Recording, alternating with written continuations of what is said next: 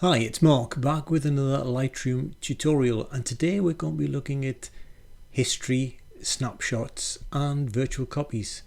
A lot of people know they are there, a lot of people know how to use them, but I don't think many people exploit them as much as they are easily exploitable for great advantage. Now, I don't know about you, but when I'm editing and I come across an edit, I think, I kind of like that, and then I'll tweak it a bit more, and I can't really decide whether I preferred it or not. It might be the next day or whatever, and it would be good to actually not just have a history of the edits, but to save the various versions. Now in Lightroom, as we will see with snapshots and with virtual copies, you can do exactly that. And the good side is that I've got about 6 pictures just to quickly show you here. There's only one picture on disk. The one you're looking at now is straight out of camera. That's a friend of mine, Ella, who is modelling for me with some tiger moths in the background. And as I was playing with it, I decided to do a colour grade. And then as I was playing a little bit more, I decided to do black and white. Then I I like black and white anyway. But then I thought, I like the idea of closing that down with a bigger vignette. So I kind of ended up with that. And then I thought, let's change the crop and go back to colour, which we did with that one. And then I thought, well, I do like black and white, but what about a halfway house and do a semi-saturated, which is what this one is. And then what about a jaunty angle? Now all of those edits are from that same picture. There's only 1 or 2 tweaks on each one, and we won't necessarily look at each individual edit, but the concept here is there's one file on disk, and that was the original one. There's no other copies, and all these variations are held by Lightroom for us to recall whenever we want. Now if I was editing each of these in Photoshop, I couldn't have this. I could have lots of layers which I would have to go back into Photoshop and switch on and switch off to see the original one, or I could save each time and end up with multiple files. So in Lightroom, through virtual copies and snapshots, you can have them all and browse back and forward. So who's to say there is just one edit, there is the definitive edit? You might be feeling a bit black and white that day. So why not have more? And at the same time, keep your number of files down. If that's something you would like to learn more about, stick around. I'm going to roll the titles in a minute or in about 10 seconds. The pictures we are using today are on my website. The link is listed down below as usual in the doobly-doo. Go and collect them, and I'll see you very shortly, and we'll get cracking.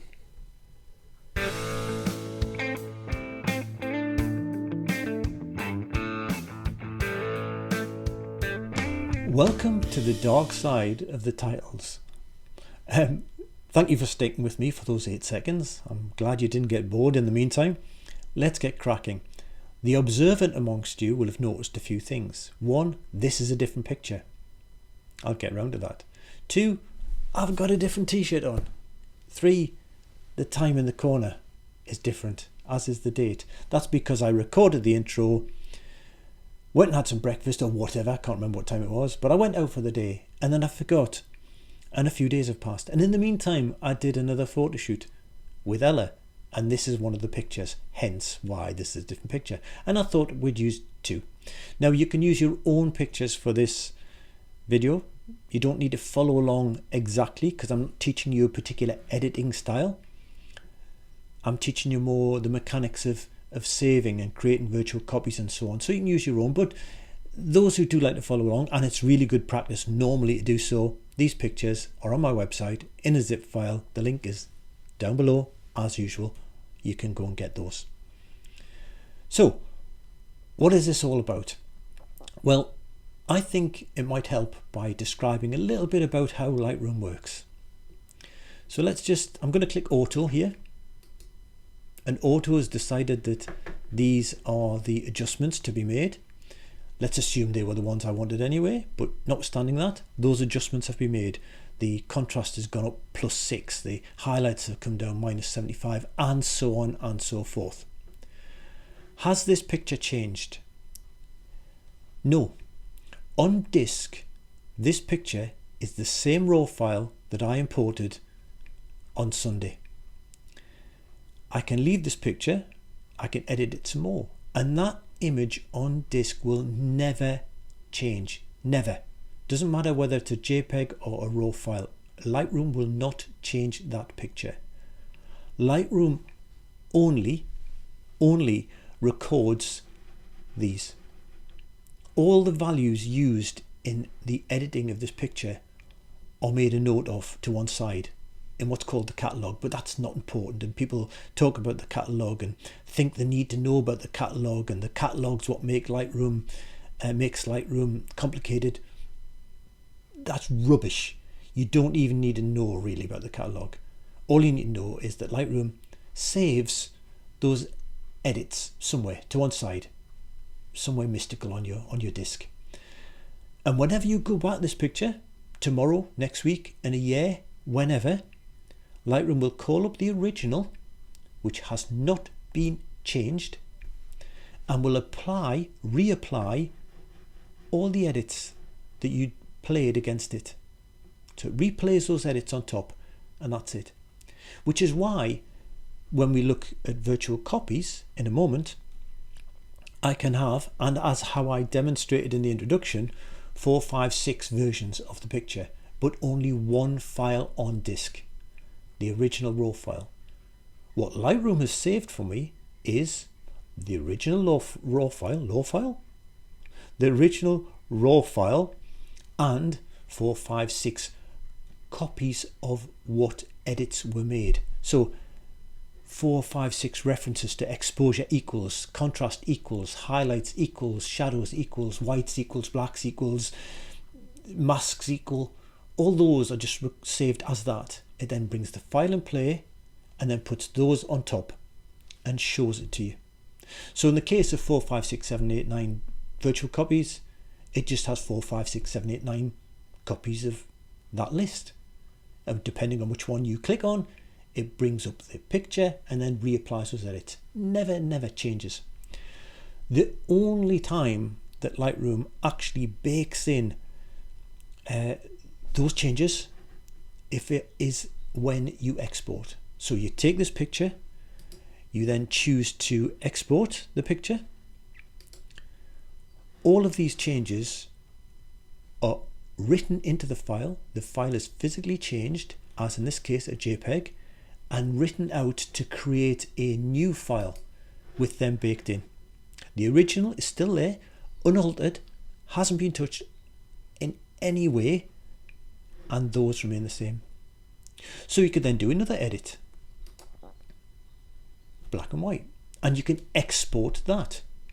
So now we've got a means of making several edits because we like several different styles and exporting them. That is one way of doing this, but you end up with an individual file for every single export, which you then have to either bring back into Lightroom if you want to look at them that way, or look at them through some other image viewer. But you can't then redo the edits. So for example, if I export this one and I end up with a JPEG in black and white, I can't recolor it, not easily anyway, and not certainly back to what it was, because those changes are baked in. Lightroom is completely non-destructive, which allows you to have a black and white, go to color, make some radical changes, and it will never ever alter the original. Okay, hopefully that makes sense. If not, replay that to yourself, this section, once we've gone through this, because you'll see the benefits of what I'm talking about. I'm going to click reset. So over here on the left hand side, if you don't see them there, then it might be closed, so click on there to open it. You have got presets, snapshots, histories, various things. You can actually edit what you see in there, and you can edit what you see over here as well. So let's assume for the moment, out the box, you haven't done too much configuration to your workspace, and you can see snapshots and history. Let's have a look at history. Well, since I opened this file, you saw me click on auto, you saw me convert to black and white, you saw me convert to black and white, yes firstly, no, which was the switching it off, you saw me do the exposure change, and then you saw me reset. All of those actions are recorded there in the history. So this is one way you can go back and forward in your edit to find places. So let's say we wanted to put lots of clarity in here. I wanted to make it black and white. I wanted to bring the shadows a bit more down, bring the highlights up, and let's go for a touch more exposure, and let's add a little bit of vignette, and let's crop it.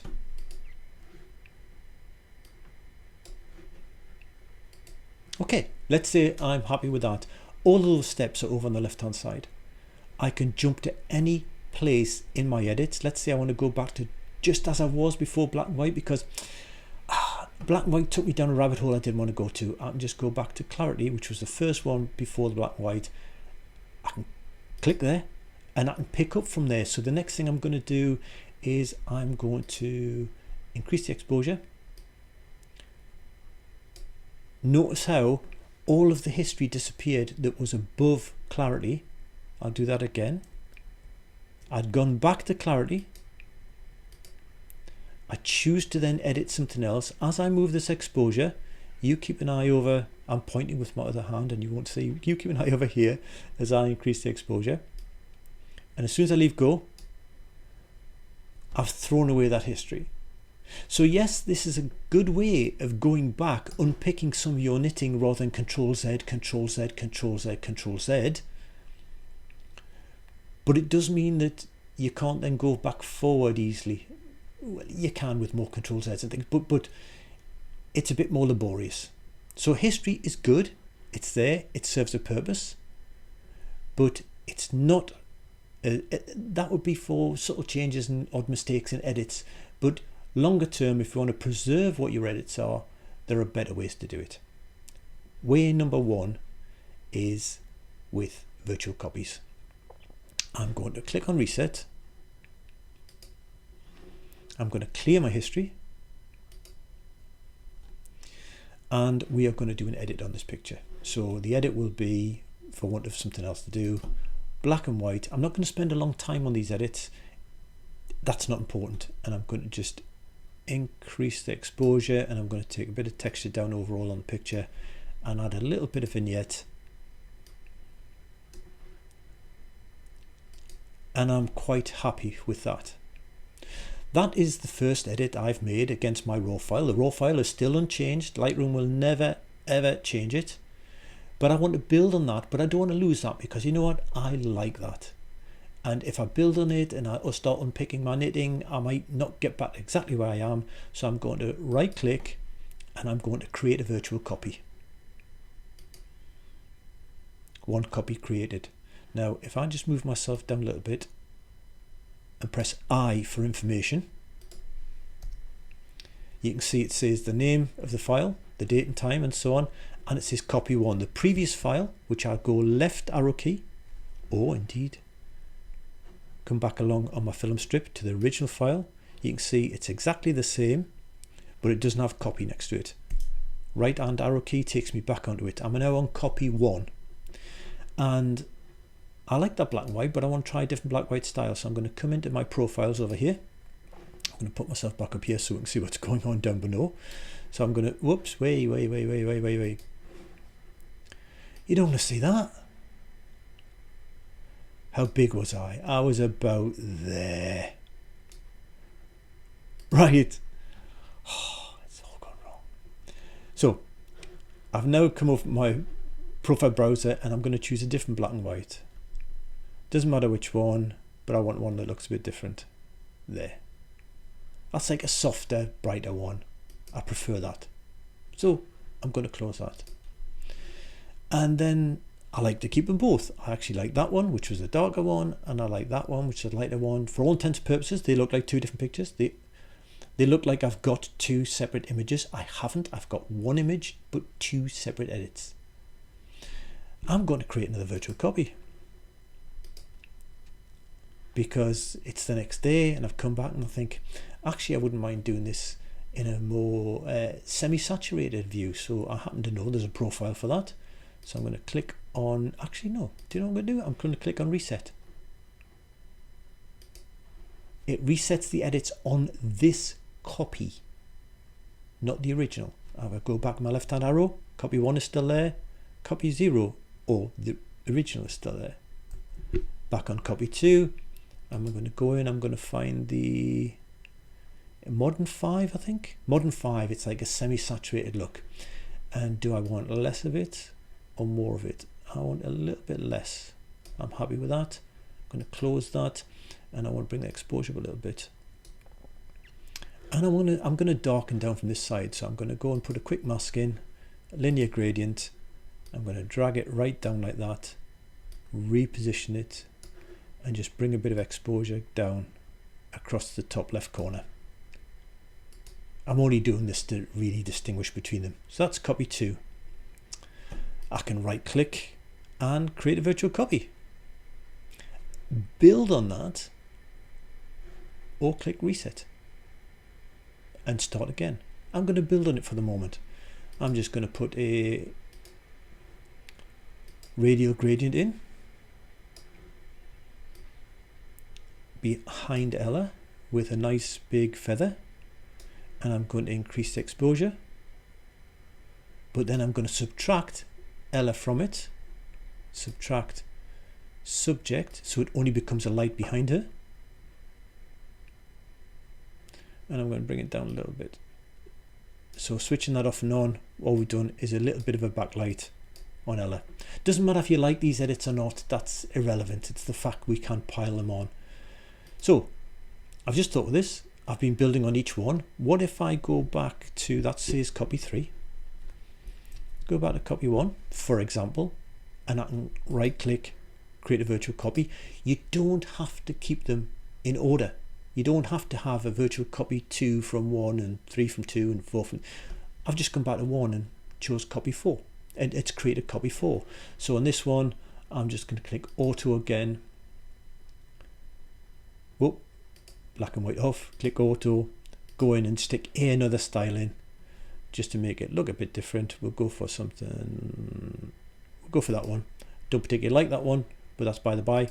Close. So now I have got film strip, I've got my original, then I've created copy 1, 2, 3, 4. Do you notice how they are dog-eared at the bottom left? That's a visual way when you're in your gallery view, G for gallery view, of being able to tell in the film strip that they are copies. Okay, but there they all are. There's our actual versions in our gallery view, and that's all I was doing before when we did these various versions. But still, one copy on disk. That's all. Just collections of edits. Let's go back to our original here now, and D for our develop module, and click reset. And clear our history. We've looked at history, we've looked at virtual copies. Now let's look at a way where instead of keeping a separate virtual copy with each set of edits in, we actually want to store those sets of edits in the one session, in the one picture, for want of a better description. And we're going to do that like this. Here's our original, we've done nothing to it. Let's repeat it. Let's black and white. And over here I'm going to click snapshots, and I'm going to give it a name. I'm going to call it B and W 1, just in case I do another one. Okay, I don't want it black and white, I want it color. I spent some time doing it, some edits. For now I'm just going to click on auto, and I'm going to click on a vignette. I hate light vignettes, but I'm doing it because it makes it visually look different. And happy with that. Perhaps I've done some other edits, and I'm going to click on create another snapshot, and I'm going to call this one white vignette. I didn't really like that, you know, so I'm going to control Z, control, no, oh, sorry. I didn't really like that one, so I'm going to undo that, but I'll keep it for reference, and that's what I've done over here, as you'll see in a minute. And in this edit I'm going to go back to basics, and I'm going to put in another style. I'll choose that one, close. I'm going to make it a bit more contrasty, put that in, put a bit of clarity in. Possibly because I've over clarified it, I'll soften Ella, so I'll go brush, quick mask on her, there and there, and I've got auto mask on, and in that mask I'm just going to bring the texture down because I made it more harsh, made her skin more harsh with clarity and contrast and things, so I've just brought them down to compensate, and I rather like that. So I'm going to click on snapshot again, and I'm going to call this one I'm just calling this retro clarity. Create. Now let's reset the image, and in resetting the image it resets all the edits, but it doesn't get rid of the snapshots. And let's say I continue that process and I've got 3, 4, 5, 6, 7, whatever snapshots.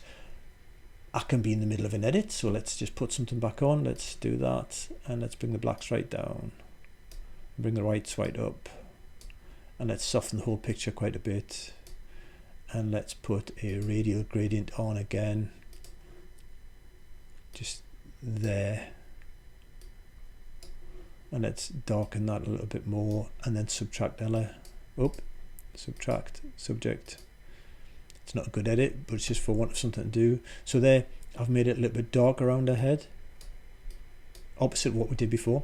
So I'm doing this edit, and I think, right, no, I want to go back to where I wanted. So I can go over here and click on white vignette, I can click on black and white, I can click on redo clarity, and I can pick up from there.